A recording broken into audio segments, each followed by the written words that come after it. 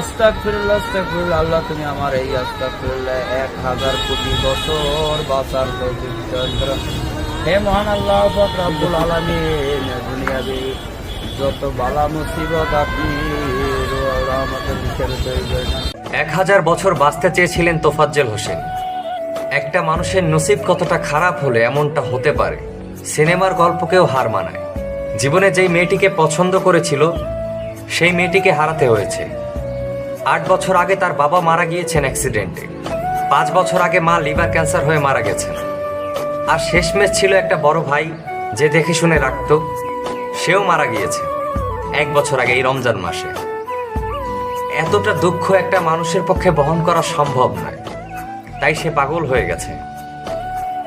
পাগল হয়ে 1000 বছর বাঁচতে চেয়েছিল। কোনটা পাগল আর কোনটা চোর এতটুকু বোঝার যোগ্যতা যাদের নাই,